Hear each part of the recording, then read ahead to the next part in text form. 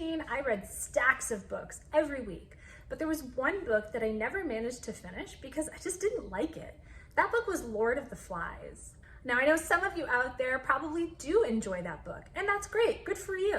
But for many of us, we encountered this book because we had to read it for school.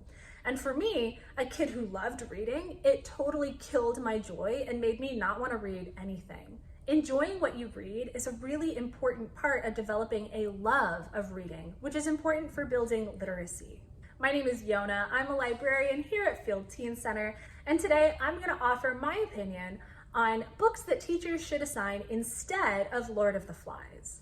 Now, even though Lord of the Flies is not a book that I personally enjoy, I can obviously see its literary value. It talks about some really important themes like mob mentality, the social contract and what happens when it crumbles, and loss of innocence.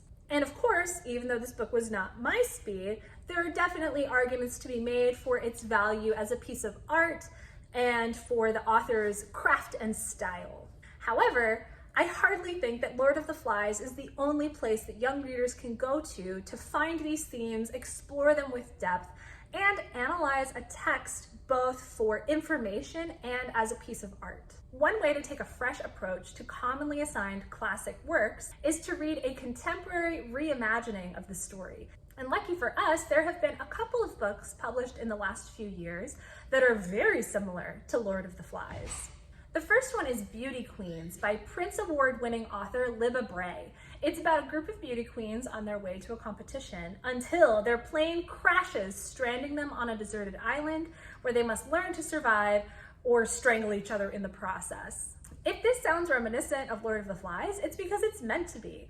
The author set out to ask the question, would the story have turned out differently if it were an island full of girls trying to survive instead of an island full of young boys? The story is full of dangers, which are both narratively engaging and fun to read about, and thematic. They echo a lot of the themes in Lord of the Flies because these girls are trying to decide who should do what, how that's being decided, who gets to decide, and what does it take to survive together. Lord of the Flies is a bit of a downer, but Beauty Queens manages to be empowering even as it puts its characters in danger. It has a wide, diverse cast of characters, including queer and disabled characters and characters of color. Also, importantly, it's funny. For a darker book that's more tonally similar to Lord of the Flies, try Lord of the Fly Fest by Goldie Moldavsky. It's a twisty, grabby thriller about a bunch of teen influencers who visit an island for a festival, trying to interview each other for social media clout until things go horribly awry,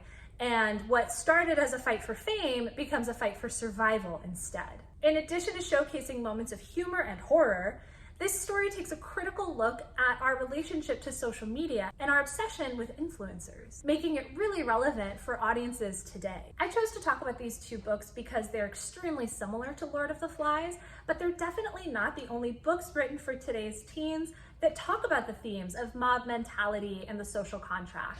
If you're looking for more ideas of books to bring into your classroom or to add to your summer reading lists, get in touch with us and we can put our heads together. You can email us anytime, find us on social media, and of course you can visit us in person here at Field Teen Center. We're located on the ground floor of Parkway Central Library at 1901 Vine Street. For the most updated information about our hours, programs, and any special events, be sure to check our website. Thanks so much for watching, and I hope you find something great to read.